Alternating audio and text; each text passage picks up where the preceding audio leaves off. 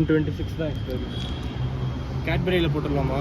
கேட்பரியில் தான்டா போடணும். என்னடா இப்படி இருக்கு?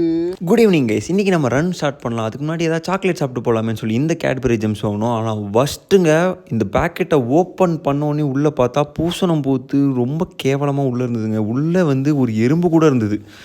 ரொம்பவே ஃபஸ்ட்டாக இருந்தது. மேலே இருந்த எல்லா கோட்டிங்கே போய் ஒரு மாதிரி கேவலமாக இருந்தது. இதை நான் கன்ஃபார்மாக சொல்லி ஆகணும்னு தான் இப்போ சொல்கிறேன். சரி ஓகேங்க. அதுக்கப்புறம் அதை நாங்கள் தூக்கி கீழே போட்டு கொஞ்சம் நல்லா எக்ஸ்பெரிமெண்ட் பண்ணி பார்த்துருந்தோம். பட் அதுக்கப்புறம் நாங்கள் ரன்னுக்கு போயிட்டோம்.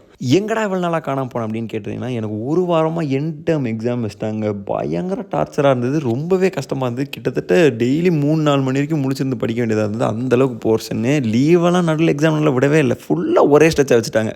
ஸோ நம்மளும் ஒரே ஸ்ட்ரெச்சாக படிச்சுட்டு தான் இருந்தோம். பட் அதுக்கப்புறம் இப்போ ரொம்ப நாள் கழித்து மறுபடியும் ரன் பண்ண ஆரம்பிச்சிட்டோம். ஸோ இன்றைக்கி ஒரு கேஷுவல் ரன்னான ஒரு 5 கிலோமீட்டர் ஓடலாம் அப்படின்னு சொல்லி ஓடிட்டு இருந்தேன்.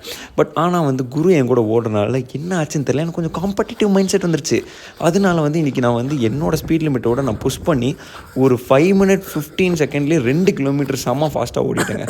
பட் அதுக்கப்புறம் அது நம்மளோட பேஸ் இல்லாதனால நம்மளுக்கு நாக்கு தள்ள ஆரம்பிச்சிருச்சு. ஸோ கொஞ்ச நேரம் நடந்துட்டு மறுபடியும் கொஞ்சம் ஹார்ட் ரேட்டை கம்மி பண்ணிவிட்டு அதுக்கப்புறம் நம்ம வந்து ரன்னை வந்து எப்படியாவது 5 கிலோமீட்டர் முடிக்கணும்னு சொல்லிட்டு நிற்காமல் ஒரு ஆவரேஜ் பேஸாக வந்து ஒரு 6 minutes 9 seconds மொத்த 5 கிலோமீட்டர். இன்னும் மேரத்தானுக்கு வேறு வெறும் 10 நாள் தாங்க இருக்குது. ஸோ அடுத்த பெரிய ரன்னில் சந்திக்கும். Tata bye bye.